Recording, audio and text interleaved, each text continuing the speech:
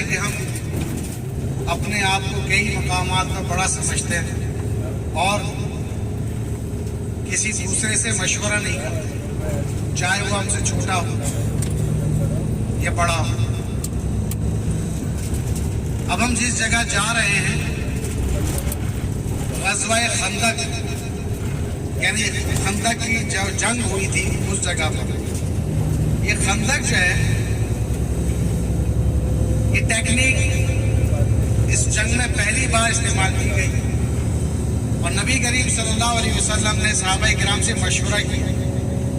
حضرت سلمان فارسی رضی اللہ تعالیٰ عنہ کا یہ مشورہ تھا کہ اس طرح کی خندق بنائی جائے، لیکن نبی کریم صلی اللہ علیہ وسلم نے صحابہ کرام سے مشورہ کیا اور اس پر عمل کروایا۔ اس خندق کی کھدائی میں تقریباً 2 سے 2.5 ہزار صحابہ کرام نے اس میں حصہ لیا اور یہ پہلی مرتبہ ایسی ٹیکنیک تھی جو جنگ میں استعمال ہوئی اور یہ جنگ بغیر لڑے مسلمانوں کو اس میں فتح یابی حاصل ہوئی۔ غزوہ خندق کے مقام پر ہم پہنچ رہے ہیں۔ خندق تو آج آپ کو نظر نہیں آئے گی، یہ جگہ 7 مساجد یعنی 7 مساجد کی جگہ سے مشہور ہے۔ 7 مساجد کون سی کہ جہاں پر صحابہ اکرام کے خیمے نصب تھے اس خندق کے دوران۔ اگر آپ اپنے بائیں ہاتھ پر دیکھیں، سامنے الٹے ہاتھ پر پہاڑی پر ایک مسجد آپ کو نظر آئے گی، اس مسجد کا نام ہے مسجد فتح، جس کے بارے میں ایک حدیث مبارکہ بھی ہے جو کہ حضرت جابر رضی اللہ تعالیٰ سے روایت ہے کہ اس جگہ پر نبی کریم صلی اللہ علیہ وسلم نے 3 دن دعائیں کی، پیر، منگل اور بدھ۔ تو بدھ والے روز اللہ پاک نے وہ دعائیں قبول کی۔ تو وہ جو روایت ہے کہ بدھ والے روز ظہر سے عصر کے درمیان دعائیں قبول ہوتی ہیں، وہ یہی مسجد فتح ہے۔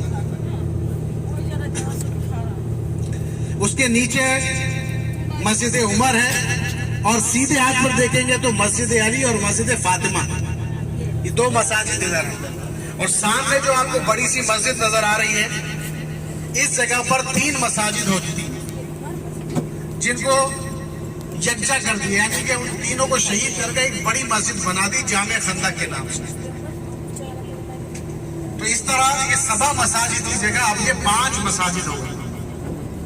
یہ جگہ، یہ والا حصہ جہاں سے ہم گزر رہے ہیں، اس جگہ پر خندق کھودی گئی تھی۔ یہ جنگ والا سارا ایریا تھا جہاں جنگ ہونی تھی، تو یہاں پر خیمے نصب تھے صحابہ کرام۔ غزوہ احزاب بھی اسے کہا جاتا ہے۔ خندق کی کھدائی کے دوران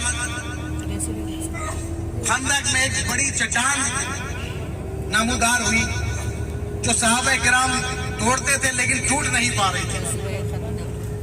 تو صحابہ کرام نے نبی کریم صلی اللہ علیہ وسلم کو آ کر عرض کی کہ یا رسول اللہ صلی اللہ علیہ وسلم، ایک پتھر جو ہے اس خندق میں عائل ہو گیا ہے جو کہ ٹوٹ نہیں رہا ہے۔ تو پیارے آقا مدینے والے مصطفیٰ صلی اللہ علیہ وسلم نے خود خندق کے اندر تشریف لے گئے اور اس پر 3 ضربے لگائے، تو وہ جو چٹان تھی وہ چکنا چور ہو گئی۔ اسی دوران حضرت جابر رضی اللہ تعالیٰ عنہ خندق میں پہنچے تو انہوں نے یہ دیکھا کہ نبی کریم صلی اللہ تعالیٰ علیہ وسلم کے پیٹ مبارک پر پتھر بندھا ہوا، کیونکہ کئی روز سے نبی کریم صلی اللہ علیہ وسلم نے کھانا نہیں کھایا تھا اور یہاں پر اکثر صحابہ کرام، جتنے صحابہ کرام تھے، انہوں نے کئی روز سے فاقے پر تھے۔ تو جب یہ حضرت جابر رضی اللہ تعالیٰ عنہ نے نبی کریم صلی اللہ علیہ وسلم کے پیٹ پر بندھا ہوا پتھر دیکھا تو رہا نہیں کیا اور گھر پہنچے اور جا کر اپنی زوجہ سے یہ پوچھا کہ کھانے کے لیے کیا ہے۔ تو ان کی زوجہ یہ کہتی ہے کہ آدھا کلو جو کا آٹا ہے اور ایک چھوٹا بکری کا بچہ۔ تو حضرت جابر رضی اللہ تعالیٰ نے بکری کا بچہ ذبح کیا اور ان سے یہ کہا کہ اس کا آٹا بنا ہے، آٹا گوندھیں۔ میں نبی کریم صلی اللہ علیہ وسلم کو لے کر آتا ہوں. ذہن میں رکھیے گا آدھا کلو جو کا آٹا اور ایک چھوٹا بکری کا بچہ, اس تمام چیزوں کو کتنے لوگ کھا سکتے ہیں؟ 2 لوگ, اس سے زیادہ نہیں کھا سکتے. حضرت جابر رضی اللہ تعالیٰ عنہ یہاں پر آئے اور نبی کریم صلی اللہ علیہ وسلم کو کے گھر جا کر کھانے کی دعوت پیش کی. تو نبی کریم صلی اللہ علیہ وسلم نے جتنے صحابہ کرام تھے سب کو دعوت دی کہ چلو جابر نے ہماری دعوت کی ہے, چل کے کھانا کھاتے ہیں. اب آدھا کلو جو کی روٹی, آٹا گندھا ہوا ہے, ایک چھوٹا بکری کا بچہ, پریشان ہے حضرت جابر رضی اللہ تعالیٰ کہ کیسے اب یہ پوری 1500 کی فوج جا رہی ہے کھانا کھانے. آدھا کلو جو, ایک بکری ذبح کی, ساتھ میں نبی کے ساری فوج کھانے آئی. ہوا آقا کا فرمان اور ساری فوج نے کھانا کھایا. کیسے ہوا یہ معجزہ؟ نبی کریم صلی اللہ علیہ وسلم ماں صحابہ کرام حضرت جابر رضی اللہ تعالیٰ عنہ کے گھر پر پہنچے تو ان کی جو زوجہ تھی ان سے یہ فرمایا کہ اس آٹا جو گندھا ہوا تھا اس میں نبی کریم صلی اللہ علیہ وسلم نے اپنا لعاب دان شامل کیا اور ان سے یہ فرمایا کہ اب روٹیاں لگائیں. اور حضرت جابر رضی اللہ تعالیٰ عنہ کو جو انہوں نے بکری کے بچے کے سالن بنایا تھا ان سے یہ فرمایا کہ جب تک سب کھا نہ لیں یہ ڈھکن نہ ہٹانا, بغیر ڈھکن ہٹائے کھانا دیتے رہنا. تو 1500 صحابہ کرام حضرت جابر رضی اللہ تعالیٰ عنہ فرماتے ہیں, کہتے ہیں کہ اگر اس وقت میں ڈھکنا نہ ہٹاتا تو قیامت تک وہ سالن ختم نہ ہو. کہ جو نبی کریم صلی اللہ علیہ وسلم نے مجھے فرمایا تھا کہ تقریباً 1500 صحابہ کرام نے وہ آدھا کلو جو کی روٹی اور ایک بکری کا بچہ جو ہے نا اس سے تناول فرمایا. یہ 2 باتیں ہوئی. تیسری بات, جو کھا رہے تھے نبی کریم صلی اللہ علیہ وسلم نے ان سے یہ فرمایا کہ جب کھا چکو تو یہ ہڈیاں جو ہے نا اس کو پھینکنا نہیں. جب سب نے کھا لیا تو وہ ہڈیاں ایک جگہ جمع کی گئی اور نبی کریم صلی اللہ علیہ وسلم نے اس پر ان ہڈیوں پر اپنا دست مبارک رکھا اور یہ فرمایا کہ اٹھ جا. تو وہ بکری کا بچہ پہلے کی طرح زندہ ہو کر وہاں سے اٹھ کر بھاگ گیا. یہ معجزہ ہوا. اسی دوران ایک اور معجزہ بھی ہوا کہ ان کے حضرت جابر رضی اللہ تعالیٰ کے 2 بیٹے تھے. جب وہ بکری کا بچہ ذبح کر رہے تھے تو انہوں نے, بچوں نے یہ دیکھا بڑے بچے نے چھوٹے بچے کا چھری سے گلا کاٹ دیا اور خوف کے مارے وہ بھی چھت سے گر گئے. تو دونوں بچے جو تھے ان کے انتقال کر چکے تھے. یہ بات حضرت جابر رضی اللہ تعالیٰ کی زوجہ جانتی تھی, لیکن انہوں نے کوئی چیز کچھ بیان نہیں کیا کہ نبی کریم صلی اللہ علیہ وسلم کی دعوت ہے. نبی کریم صلی اللہ علیہ وسلم نے پوچھا کہ تمہارے بیٹے کہاں ہیں؟ تو پھر وہ روئیں اور سارا ماجرا بتایا. تو نبی کریم صلی اللہ علیہ وسلم نے ان دونوں بیٹوں کو بھی زندہ فرما دیا. ایسے معجزات کا یہاں پر ظہور ہوا. اللہ کریم ہمیں خوب نبی کریم صلی اللہ تعالی علیہ وسلم اور درود پاک پڑھتے رہنے اور سرکار دو عالم صلی اللہ تعالی علیہ وسلم کی سچی محبت عطا فرمائے. یاد رکھیے کہ محمد کی محبت دین حق کی شرط اول ہے.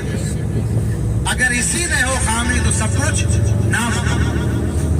ہم نے سنا کہ وہ جبل احد جو نبی کریم صلی اللہ علیہ وسلم کی محبت کی وجہ سے سرکار صلی اللہ علیہ وسلم نے فرمایا کہ یہ ہم سے محبت کرتا ہے, ہم بھی اس سے محبت کرتے ہیں, یہ جنت میں جائے. تو جب یہ ایک پہاڑ, ایک پتھر کا پہاڑ محبت کرنے کی وجہ سے جنت میں جائے تو یہ کیسے ممکن ہو کہ کوئی انسان, کوئی امتی سرکار دو عالم صلی اللہ علیہ وسلم سے محبت کرے اور وہ جنت میں نہ جائے. خلد میں ہوگا ہمارا داخلہ اس شان سے یا رسول اللہ کا نعرہ لگاتے تھے. یہاں پر ایک اور پہاڑ بھی ہے.